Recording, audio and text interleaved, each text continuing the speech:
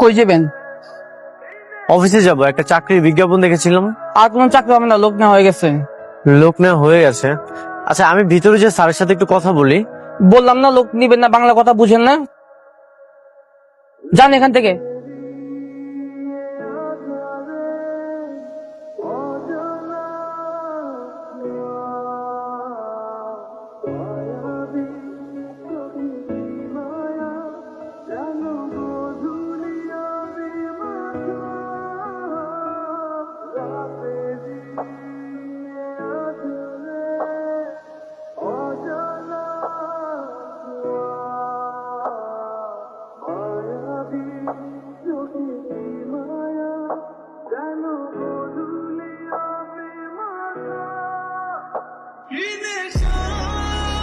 কত টাকা বিল হয়েছে? স্যার 1550 টাকা। 1550?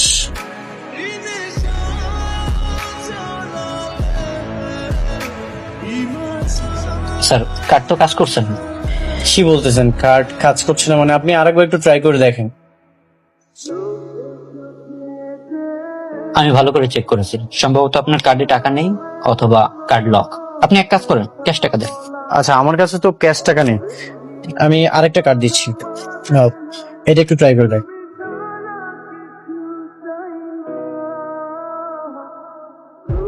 কি অবস্থা দেখেন, এটাও কাজ করে না।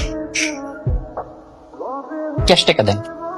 আসলে আমার কাছে ক্যাশ টাকা নেই, আমার কাছে টাকা ছিল, আমার বন্ধু আমার সাথে বেইমানি করেছে। আমার মনে হয় ও আমার কার্ডগুলো লক করে দিয়েছে। পকেটে টাকা নেই, কার্ড নিয়ে আসছেন তাও কাজ করে না, ফুটানি করার জায়গা পান না। আপনি কি বলতেছেন এসব?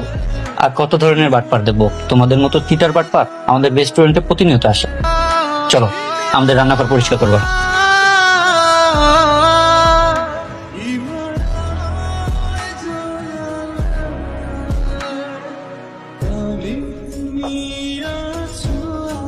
আরে তুমি?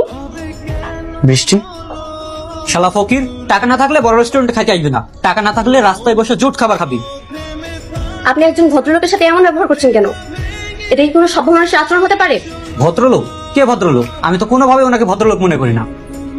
উনি একটা বাটপার, খাওয়া দাওয়া করার পরে বলে টাকা নেই। আপনার বিল কত হয়েছে? 1550 টাকা।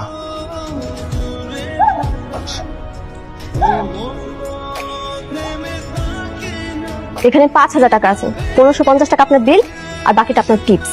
আর নেক্সট টাইম থেকে সামান্য টাকার জন্য মানুষের সাথে এরকম অমানুষের মতো ব্যবহার করবেন না।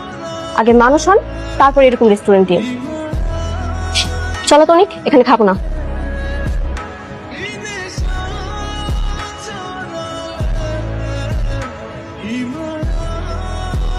সবকিছু ঠিক চলছিল, কিন্তু আমার খুব কাছের একটা বন্ধু আমার সাথে বেইমানি করেছে, আর সেটার জন্য আজ আমার এই পরিস্থিতি। চিন্তা করো না, তুমি খুবই ট্যালেন্টেড একজন মানুষ। আমার বিশ্বাস খুব তাড়াতাড়ি তুমি আবার মাথা তুলে দাঁড়াবে। আচ্ছা, আমার কথা বাদ দাও, তোমার কি অবস্থা বলো? তোমার হঠাৎ পায়ের এমন সমস্যা কিভাবে হলো? অ্যাক্সিডেন্ট। একটা অ্যাক্সিডেন্টে আমার পুরো জীবনটা এলোমেলো হয়ে গেছে। অ্যাক্সিডেন্ট? আমি তো কিছুই জানি না। আমি অবশ্য কিভাবে কি জানবো? 4 বছর আগে তো তোমার সাথে যোগাযোগ অফ হয়ে গেল, এরপর তো আর কোনো আপডেটই পাইনি।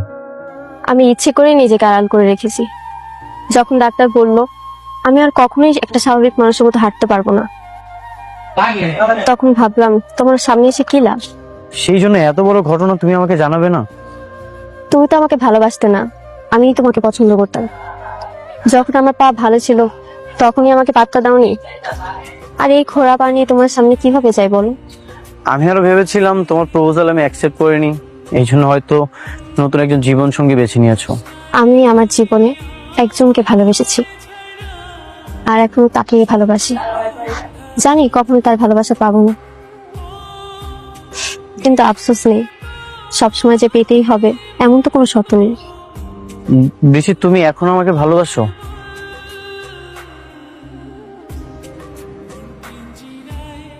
আচ্ছা যাই হোক, তুমি তো জানোই আমার বাবাও তোমার মতো রিয়েল এস্টেটের বিজনেস করে অনেক আগে থেকেই। বাবার ভিজিটিং কার্ডটা দাও তো।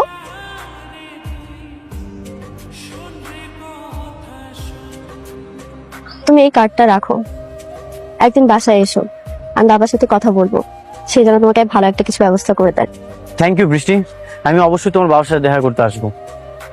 ঠিক আছে, আমি বাবাকে বলে দিই। কারণ আমি এই টাকা যদি জোগাড় করে না দিতে পারি তাহলে তোরা আমার এখান থেকে তাড়াই দিব। বাবা, কে আপনাদেরকে তাড়িয়ে দিবে? আর এত টেনশনের মধ্যে আছেন যে? আর কইও না, আজকে কিছু মাস্তান আইছিল টাকা নিতে। কিসের টাকা? কিসের টাকা আবার? মাস্তান রাইছে মাস্তানি করতে। অগো টাকা না দিতে পারলে আমাকে বস্তি থেকে খেদাই দিব। আরে কথা আছে না, জোর যার মুল্লুক তার। এখানে আমাকে নরম পাইছে, এলিকা চাঁদা নিতে আইছে। টাকা দিতে হবে, এটা কি মগের মুলুক নাকি? বাবারে, মগের মূলক না হইলো ওরা মগের চাইতে খারাপ মানুষ। অবস্থাতে এত সহজে পারা যাবে না, যেভাবেই হোক ওদের টাকা জোগাড় করে দিতে হওয়া, নাহলে আমাকে এখান থেকে চলে যেতে হবে। বাবা, আপনি একদমই চিন্তা করবেন না, দেখি টাকার একটা ব্যবস্থা করা যাবে। কি তুমি কি কইতেছো? এমন অবস্থায় তুমি এত টাকা পাইবা কই? দেখি কোন একটা ব্যবস্থা করা যায় কিনা। আর তাছাড়া সবকিছু হারিয়ে তো পথে বসা যাবে না। এই বস্তিতে কত মানুষ থাকে এইখানে, শহর তো একটা থাকার জায়গা তো অন্তত থাকা লাগবে। কালকেই বৃষ্টির বাবার সাথে দেখা করতে হবে।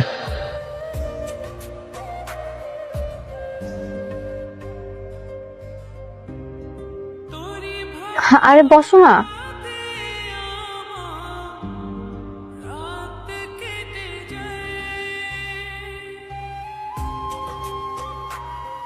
আব্বু,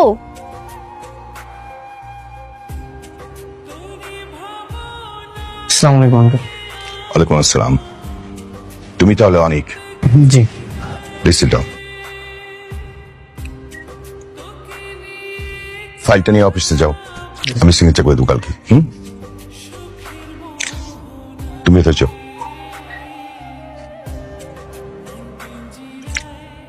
তাহলে তুমি সেই ছেলে যার জন্য আমার মেয়ে দিনের পর দিন মন খারাপ করে অপেক্ষা করছে? আসলে আঙ্কেল, আমি জানি, তোমার বিষয়ে আমি সবকিছুই জানি। আমার মেয়ে তার মনের কথা সবকিছু আমাকে শেয়ার করে। এমনকি তুমি যে নিজের বিজনেস হারিয়েছ, বন্ধুদের দ্বারা প্রতারিত হয়েছ, এটাও কিন্তু আমি জানি। আপন জনেরা যদি বেইমানি করে তখন তো আর কিছুই করার থাকে না। দেখো অনেক, আমার মেয়ে তোমাকে ভালোবাসে।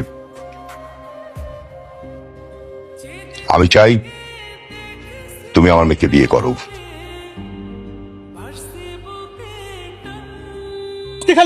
অনেক আব্বা জানি কেমন করতেছে, একটু তাড়াতাড়ি আব্বা, তাড়াতাড়ি। ওনার হার্টে 3টা ব্লক ধরা পড়েছে, ইমিডিয়েটলি রিং করাতে হবে। কত টাকা লাগবে? অ্যারাউন্ড 4 লাখ টাকার মতো তো লাগবে।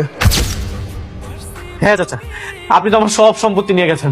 চাচা, আমাকে মাত্র 4 লক্ষ টাকা দেন, না হলে মেঘলার বাবাকে বাঁচাতে পারবো না। চাচা ভাই, ভাই আমি তোর পায়ে ধরতেছি ভাই, তুই আমাকে মাত্র 4 লক্ষ টাকা দে, আমি সব টাকা পরিশোধ করে দিব ভাই। সব ব্যবস্থা হয়ে গেছে, তুমি ডাক্তারকে বলো আমি টাকা নিয়ে আসতেছি। আলহামদুলিল্লাহ। আমি চাই তুমি আমার মেয়েকে বিয়ে করো, তুমি সবকিছু পেয়ে যাবে। ঠিক আছে আঙ্কেল, আমি বিয়েটা করবো।